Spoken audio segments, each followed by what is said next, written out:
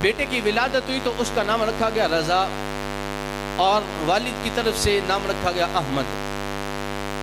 اچھا یہ نام رکھ لیا گیا، لیکن گھر میں نا اس کو میاں کے نام سے اور مدنی میاں کے نام سے یا منع کے نام سے نہ یہ پکارا جاتا تھا۔ تو یہ نام تھے، سب نے اپنے جو ہے نا نام رکھ لیے محبت کے طور پہ۔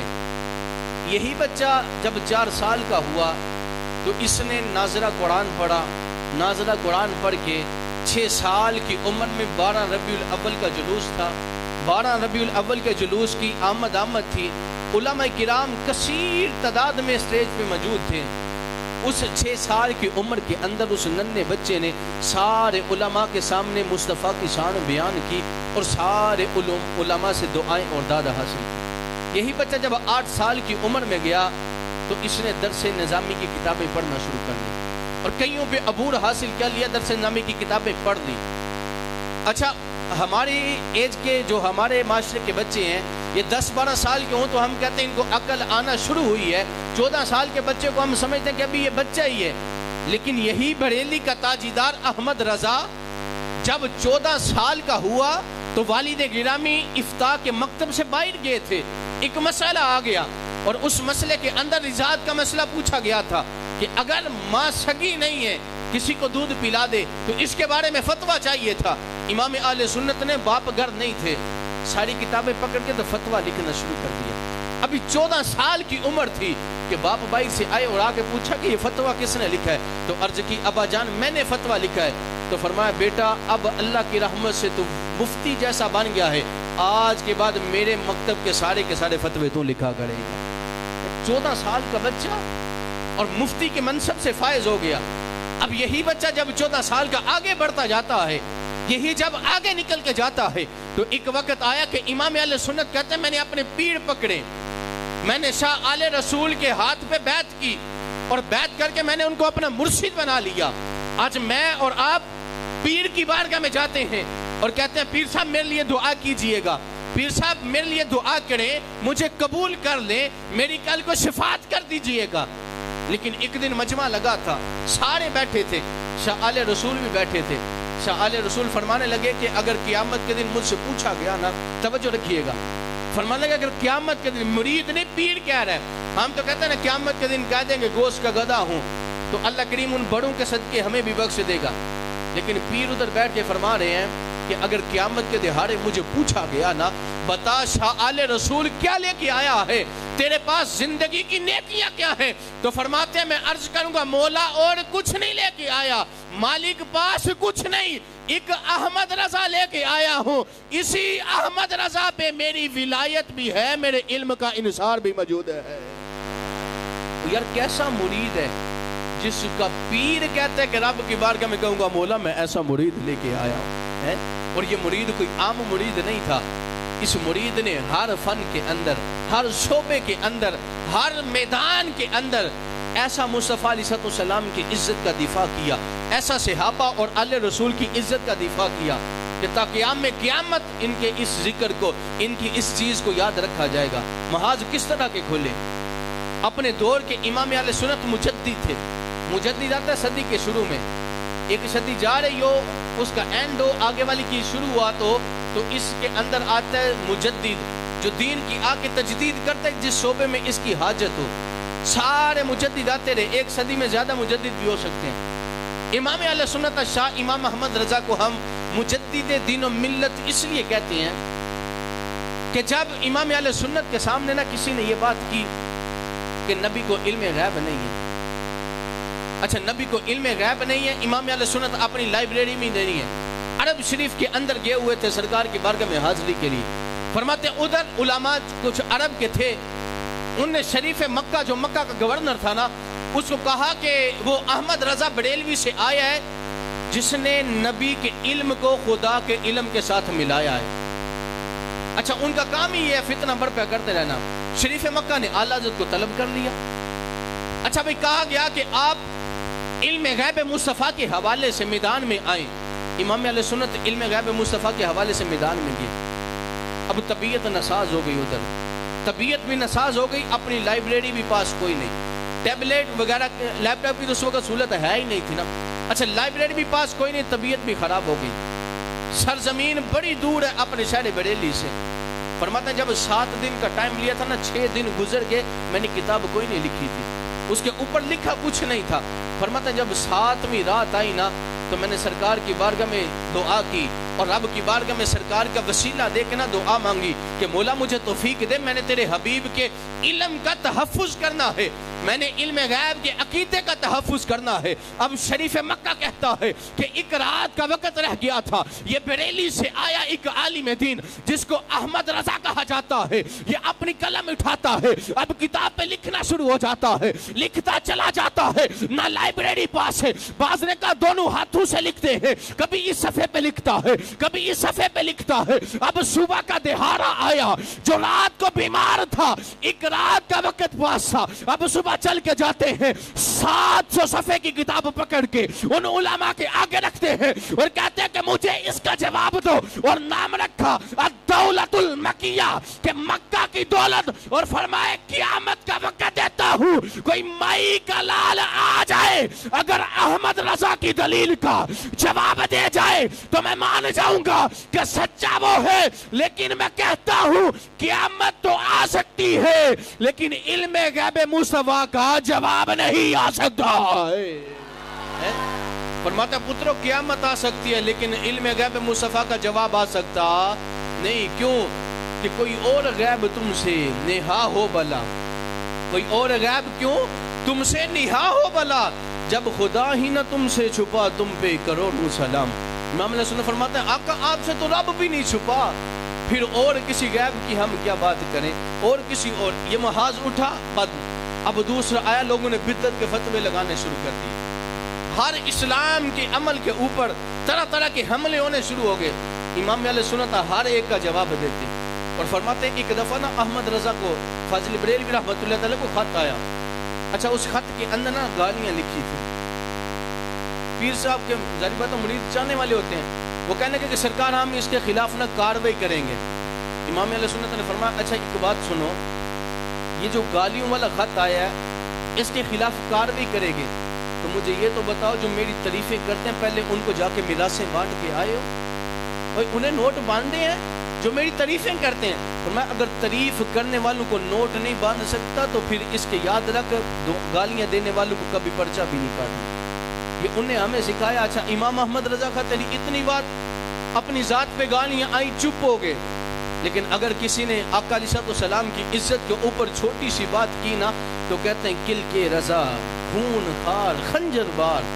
فرماتے ہیں کل کے رضا خون خار خنجر بار، آدھا سے کہہ دو کہ خیر منائے نہ شر کرے. فرماتے ہیں یاد رکھو رضا کی قلم یہ تلوار ہے، یہ خنجر ہے، اور دشمنوں سے کہہ دو کہ عزت مصطفیٰ پہ بات نہ کرے. رضا اپنے لیے چپ رہتا ہے لیکن جب عزت مصطفیٰ کی بات آ جاتی ہے رضا سے بڑا دنیا میں کوئی عاشق رسول نظر نہیں آتا ہے. امام علیہ سنت کی بات نہیں کرتے، سنیوں کی بات نہیں کرتے. دیوبندیوں کے بہت بڑے عالم اشرف علی تھانوی جب اعلیٰ حضرت کا وصال ہوا نا تو ساروں اپنے شاگردوں اکٹھا کر کہتے ہیں بھئی دعا کرو فاتحہ کرو. کہنے لگے سرکار ان نے تو آپ پہ فتویٰ لگایا کفر کا اور آپ کہتے ہیں دعا کرو. ان کا دوسروں کا بندہ کہتا ہے اگر احمد رضا اتنا بڑا عاشق رسول تھا نا، اگر مجھ پہ کفر کا فتویٰ نہ لگاتا تو احمد رضا خود کافر ہو جانا. غیر بھی جس کی تعریف کریں، غیر بھی جس کو مانے کہ واقعی ہی یہ وقت کا عاشق رسول ہے، واقعی اس سے بڑا کوئی عاشق رسول نہیں ہے، تو وہ احمد رضا نے ثابت کر کے سکھایا. ایک دہاڑے ایک بچہ آیا کہنے لگا سرکار ہمارے گھر دعوت پہ تشریف لائیے گا. امام علیہ سنت نے فرمایا میں آؤں گا دعوت پہ، لیکن ابھی ٹائم نہیں نکلا گئے نہیں. پھر وہ بچہ آ گیا کہنے لگا سرکار ہم غریب ہیں شاید اس لیے آپ ہمارے گھر دعوت پہ نہیں آ رہے. امام علیہ سنت فرماتے ہیں کہ ایسا معاملہ نہیں، چل میں تیرے گھر آج دعوت پہ آؤں گا. پہلے نا یہ ڈولیاں چلتی تھی جو کندھوں پہ اٹھا کے لے کے جاتے تھے. اچھا جب اس کے اندر امام علیہ سنت کے لیے پالکی بھیجی گئی نا، پالکی جس کے اندر اٹھا کے لے کے جاتے تھے، اس کے ساتھ 4 مزدور ہوتے تھے جو اٹھا کے لے کے جاتے تھے. امام علیہ سنت کے پاس وہ پالکی آئی، امام علیہ سنت اس پالکی میں بیٹھے، اب جا رہے ہیں دعوت کے لیے جا رہے ہیں. فرماتے ہیں جب بازار آیا نا تو امام علیہ سنت نے پالکی کھڑکائی، اس کا مطلب ہوتا تھا روک دو. انہیں پالکی روکی، پالکی نیچے رکھے گی، امام علیہ سنت بائی تشریف لائے. बैरा के फरमान लगे कि मुझे ये बताओ तुम में से सैयद ज़्यादा कौन है। वो कहने लगे कि सरकार कोई भी नहीं माना। फरमान लगा कि मुझे बताओ तुम में से सैयद ज़्यादा कौन है। कोई मान नहीं रहा था। लोग पूछने लगे सरकार मजमा लग गया ना, वक़्त का मुफ्ती खड़ा है, वक़्त का आलिम दीन खड़ा है, वक़्त का इमाम खड़ा है बाजार में, और लोग पूछने लगे कि सरकार आप कैसे कहते हैं कि यहाँ सैयद ज़्यादा खड़ा है। कहने लगा कि लोगों मुझे पता है कि मुझे अपनी पालकी से मदीने वाले मुस्तफा की खुशबुएं आ रही है। फरमाते फिर अदब देखो इमाम अहले सुन्नत का। फरमाया मुझे बताओ कि तुम में से सैयद ज़्यादा कौन है। एक मजदूर कहने लगा कि सरकार मैं सैयद ज़्यादा हूँ। इमाम अहले सुन्नत फरमाते हैं अच्छा तो सैयद ज़्यादा, अब पालकी में तुम बैठेगा, इमाम अहमद रजा अपने कंधों पे उठा के तुझे लेके जाए। सारी अवाम ने मंजर देखा कि अब सैयद ज़्यादा पालकी में बैठा और रो रो कहते कि सरकार ऐसा ना करें। इमाम अहले सुन्नत फरमाता है मैं ये नहीं देखता कि मैं वक़्त का इमाम हूँ, मैं वक़्त का मुफ्ती हूँ, मैं वक़्त का मुजद्दिद हूँ, मुझे रब ने इज्जत अता की है, और मैं तो सिर्फ एक बात जानता हूँ कि अगर क़यामत के दिहाड़े सरकार ने फरमा दिया कि बता अहमद रजा मेरे बेटे की कंधों पे तू सफर क्या करता था, तो मैं क्या जवाब दूंगा। फरमाया शहजादे अब मेरे कंधों पे तू बैठेगा, सफर भी कराऊंगा, अपने वक्तों पे नाज भी किया करूंगा। मैं कहता हूं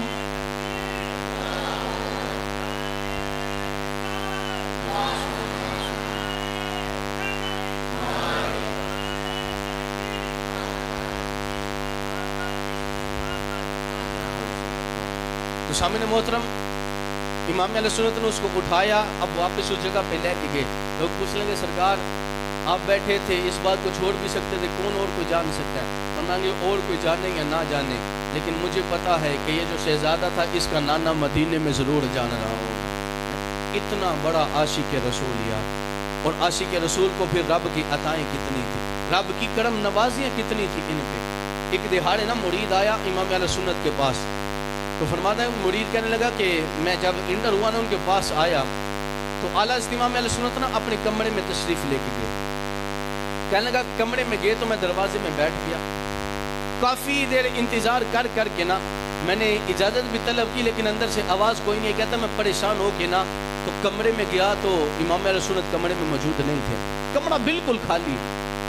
मुरीद कहता मैं बड़ा हैरान परेशान हुआ कि दरवाज़ा एक है, पीर साहब नभाई रहे हैं, लेकिन चले कहाँ गए हैं। हमारा तो मैं बैठा रहा, काफ़ी देर इंतज़ार करता रहा, वक़्त गुजरा कि इमाम अहले सुन्नत ना कमरे से खुद ही बाहर तशरीफ़ ले आए। मुरीद कहता मैं हैरान रह गया कि सरकार मैं कमरे में गया, अब कमरे में नहीं थे, अब आप फिर कमरे से बाहर आ रहे हैं, आपका कमरा तो खाली था। इमाम अहले सुन्नत फरमान लगा कि ये राज की बात है। वो मुरीद कहता है कि सरकार आज मैंने ये राज जान लिया है, आज आपको बताना पड़ेगा कि आप कहाँ तशरीफ लेके गए थे, अपने कमरे में मौजूद क्यों नहीं थे। तो इमाम अहले सुन्नत फरमाते हैं कि चल तुझे मैं राज बता देता हूँ। हर जुमेरात का दिन आता है, जब जुमेरात का दिन आता है इमाम अहमद रजा हर जुमेरात को बरेली से मदीने सरकार के कदमों में चला जाता है।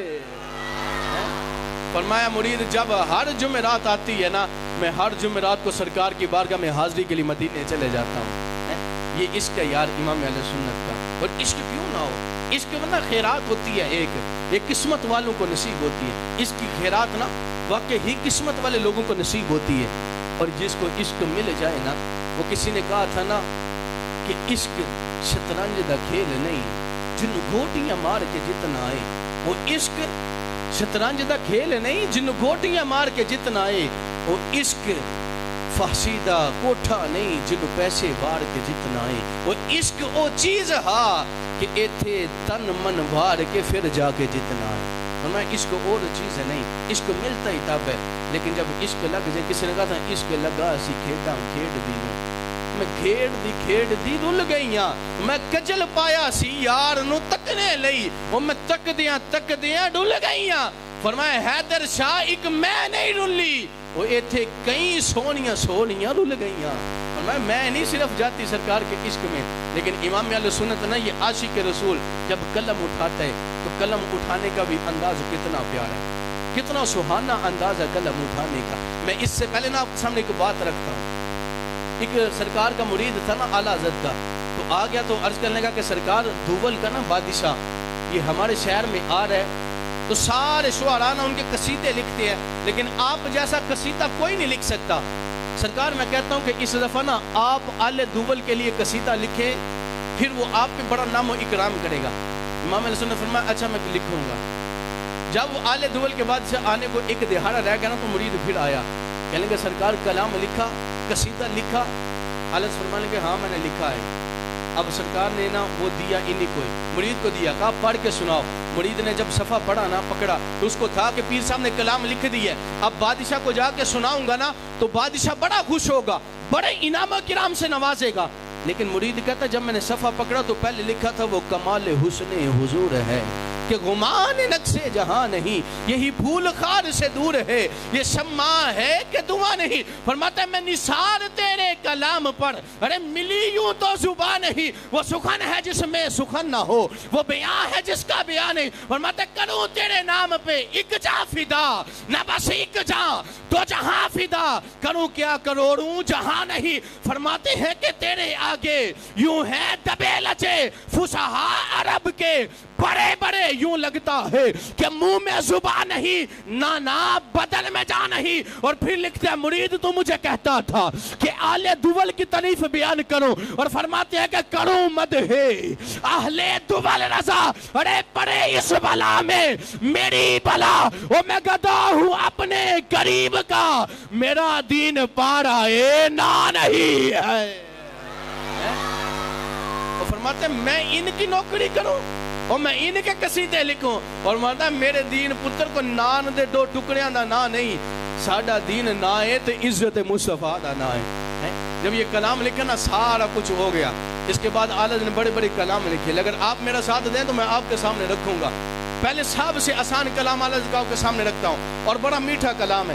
امام علیہ السلام فرماتے ہیں سب سے اعلیٰ ہو اعلیٰ، مزہ کوئی نہیں، سب سے اعلیٰ ہو اعلیٰ۔ اگر ایک دفعہ اور اس سے اونچی آواز گونج جائے نا تو فقط ایک نیت سے یاد رکھنا کہ اگر پوری دنیا کے پہاڑوں کے نیچے، زمین کے نیچے کسی ذرے میں چھپا بندہ بھی ذکر مصطفیٰ کرتا ہے تو مدینے والے کو مدینے میں پتہ چل جاتا ہے۔ ذرا اس نیت سے بولو سب سے اولا ہو اعلیٰ، سب سے بالا ہو اعلیٰ، سب سے اولا ہو اعلیٰ ہمارا نبی، سب سے بالا ہو والا ہمارا نبی۔ ارے کون دیتا ہے دینے کو منہ چاہیے، دینے والا ہے سچا ہمارا نبی، سب اونچوں سے اونچا سمجھئے جسے ہے اس اونچے سے اونچا ہمارا نبی، سب اچھوں سے اچھا سمجھئے جسے ہے اس اچھے سے اچھا ہمارا نبی، اور خلق سے اولیاء، اولیاء سے رسول ہے، سب رسولوں سے اعلیٰ ہمارا نبی، کرن بدلی رسولوں کی ہوتی رہی، ارے چاند بدلی کا چمکا ہمارا نبی، اور غمزدوں کو رضا، غمزدوں کو رضا خوش خبری دیجئے، وہ ہے بے قصوں کا سہارا ہمارا نبی۔ فرماتے ہیں پتروں پریشان کوئی نہیں ہونا، ساڈا سہارا ہمارا نبی ہے۔ اور پھر آگے پھر قلم اٹھایا، اور قلم اٹھا کے نا بڑی میٹھی باتیں لکھتے ہیں۔ فرماتے ہیں اگر زمین و زمان، زمین و زمان تمہارے لیے، زمین و زمان تمہارے لیے، پھر فرماتے ہیں یہ زمین و زمان نہ رضا، زمین و زمان تو کچھ ہے، مطلب نانا ادھر نہیں ذرا آگے بڑھ، مطلب زمین و زمان تمہارے لیے، مکین و مکان تمہارے لیے، چنین و چنا تمہارے لیے، فلک سماعت تمہارے لیے۔ فرماتے ہیں بدن میں ہے جان تمہارے لیے، جسم میں ہے زبان، بدن دہن میں ہے زبان تمہارے لیے، بدن میں ہے جان تمہارے لیے۔ آقا ہم آئے یہاں تمہارے لیے، اٹھیں گے وہاں تمہارے لیے، خلیل و نجی مسیح و صفی کہیں سے بھی نہ بنی یہ بے خبری کہ خلق پھری کہاں سے کہاں تمہارے لیے۔ فرماتے ہیں اصالت کل، امامت کل، سیادت کل، حکومت کل، ولادت کل خدا کے یہاں تمہارے لیے۔ فرماتے ہیں کہ باغ کھلے، کہ پھول کھلے، دن ہو بلے لیوا کے تلے، رضا کی زبان کھلے آقا تمہارے لیے۔ فرماتے ہیں یہاں بھی بریک نہیں، یا رسول اللہ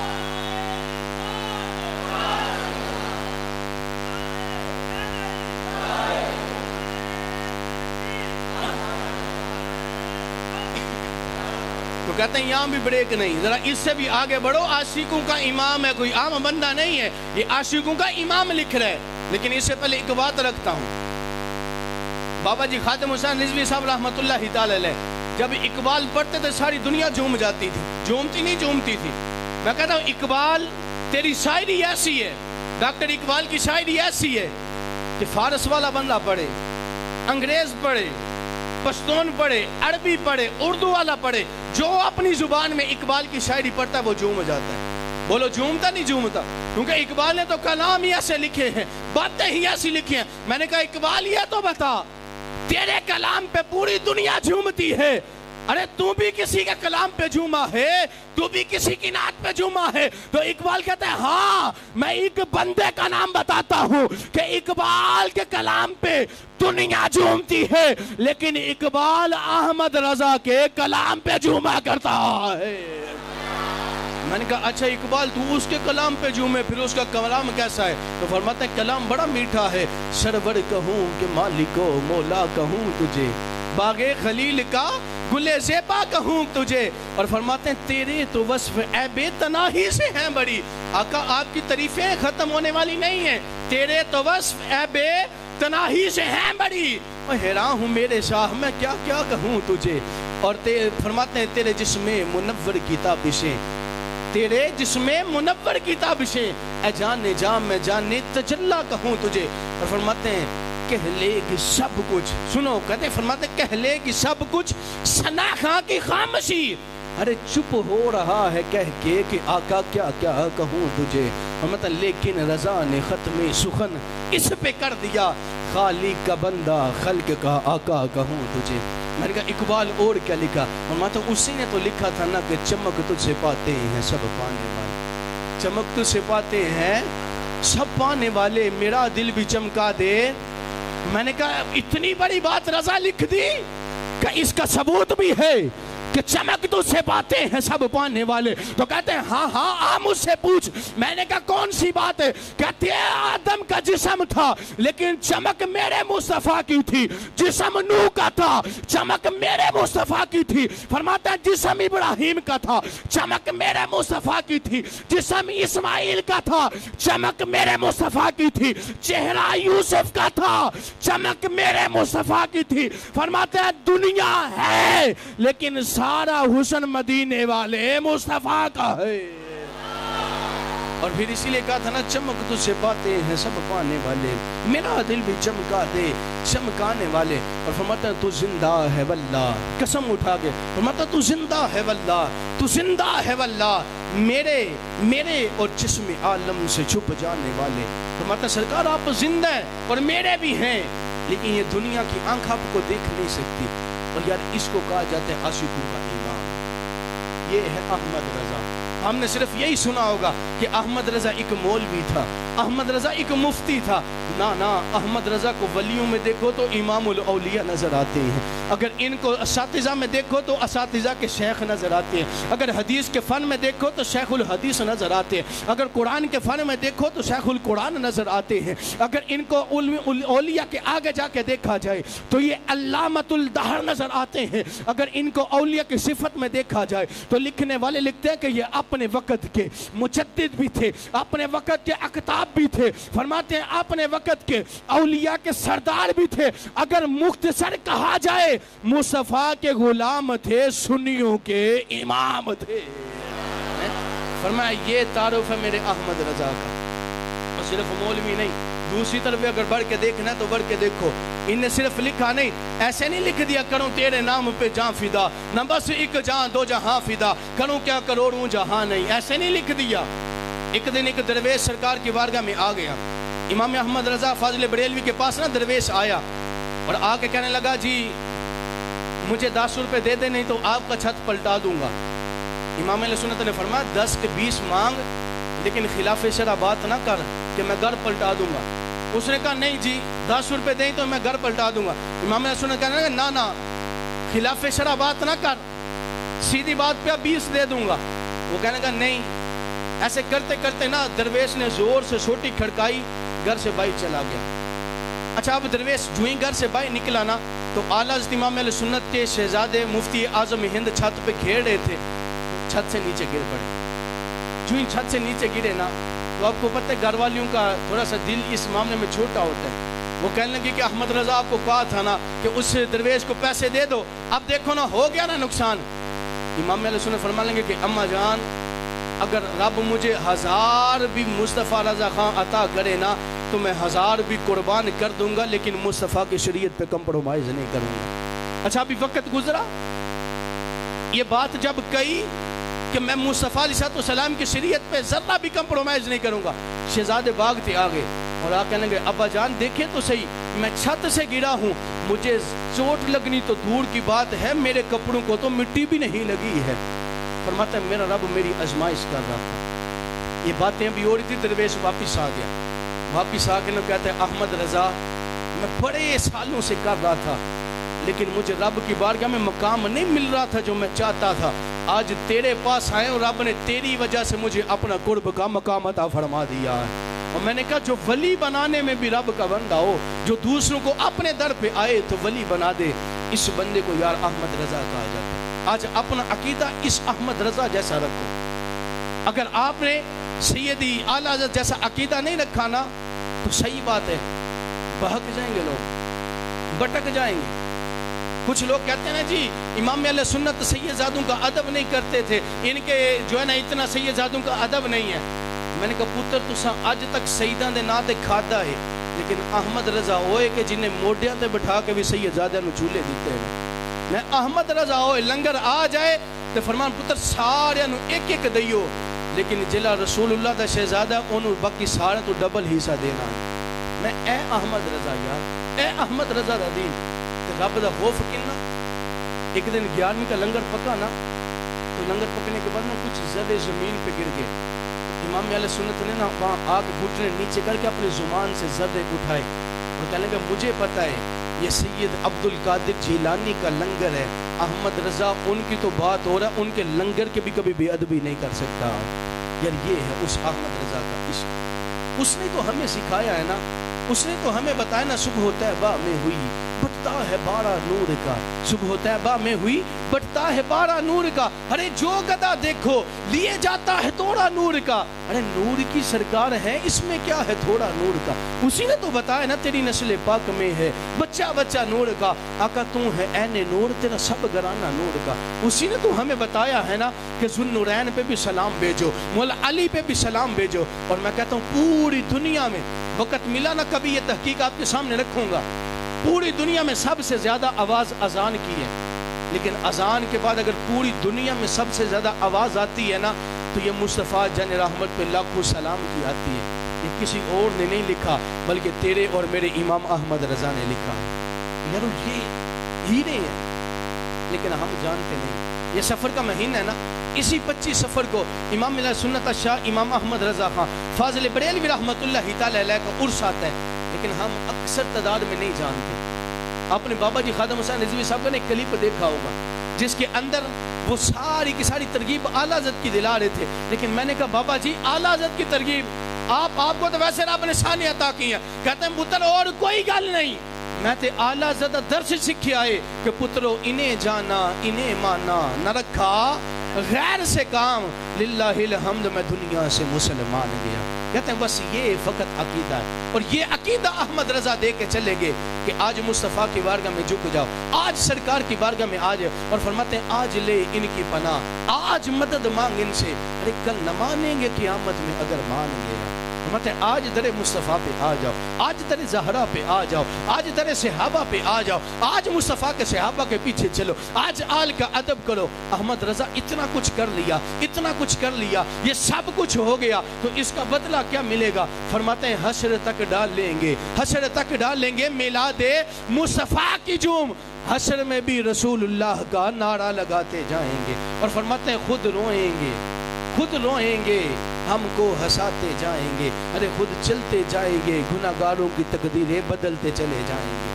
اس امام کے پیچھے چل جاؤ یار, انشاءاللہ زندگی رہی نا پھر کبھی اعلیٰ حضرت کا ذکر خیر کریں گے. اب ہمارا وقت اختتام کو پہنچا ہے. رب کریم کی بارگاہ میں دعا کرتے ہیں کہ رب کریم مجھے اور آپ کو اعلیٰ حضرت کا عشق عطا فرمائے, ان کا جو ہے ان کی محبت عطا فرمائے, ان کی غلامی عطا فرمائے. ایک انشاءاللہ اعلان سن لیں, اگلے جمعہ کے اندر ہم انشاءاللہ तख्लीक नूर मुस्तफ़ा और नूरानियत मुस्तफ़ा के हवाले से जुमा सुनेंगे, यानी कि सरकार की विलादत नहीं, उससे भी पहले सारी दुनिया बनने से पहले कैसे नूर बना, कैसे ये मुंतकिल हुआ, किस किस को क्या शान मिली। और एक बात बता दूं, नूर मुस्तफ़ा आपने भी देखा है, मैंने भी देखा है, लेकिन बताऊंगा अगले जुम्मे के देखा कैसे है। रब करीम हमें तौफीक अता फरमाए। सामने मोहतरम, आपके सामने हमारी मस्जिद का काम हो रहा है, मस्जिद में कई ढेरों सारे अखराजात चल रहे हैं, तो आप भी कोशिश